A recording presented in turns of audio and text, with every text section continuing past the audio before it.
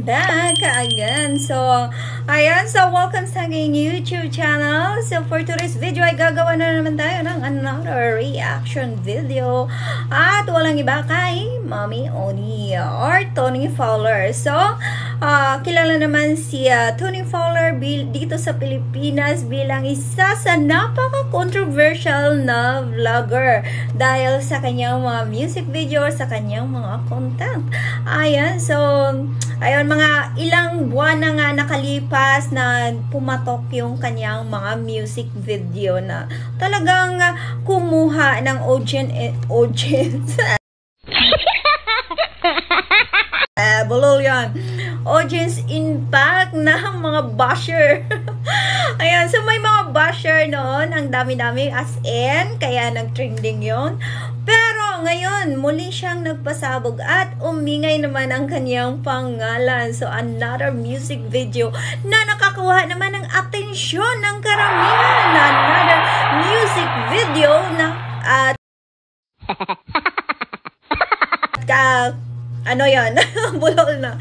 So, another music video or song na kanyang ginawa. So, kung noon ay napuno siya ng mga bash or puro pang babash, kasi bakit ganon? Ayun, sobra na yata yung mga showing ng mga, alam nyo na. So, karamayan naman nakakita nun kasi ginawa din natin yun ng reaction video.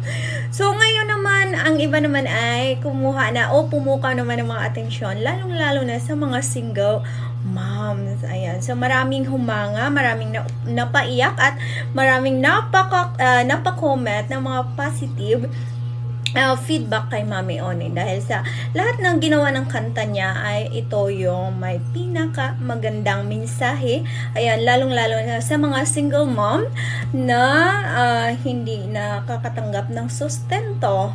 Ayan, so dahil yung kanta niya is about sustento or na hindi lahat ng mag-isa ka lang is pupulutin ka na sa kangkungan or hindi lahat ng single mother ay walang kinabukasan. Mostly, kung sino pa yung nag-iisa, sila yung may pinakamatatag or may pinakamaayos na buhay. So, bago tayo magkaiyakan, ayan, so, panoorin na natin yung music video ni Mommy Oni o Tony Fowler.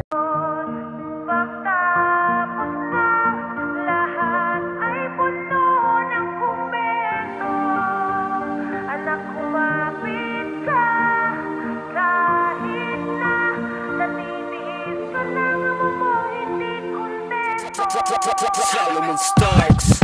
Kinantot ng pangako, bigla kang nawala. Ano nangyari boy, sa ibang puki napunta? Hindi ko namalayan na meron ng tumubo. Wala na tong atrasan pero di pwedeng sumuko. Alam ko na alam mo bakit di ba halata.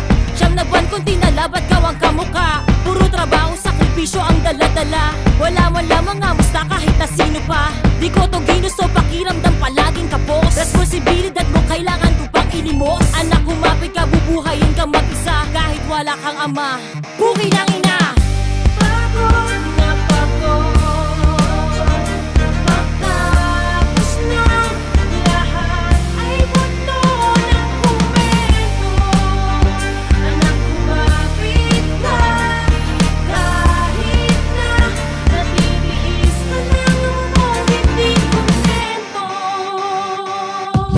Para sa pera nagkaputa-puta, dobleng babantayan na nakakakuta.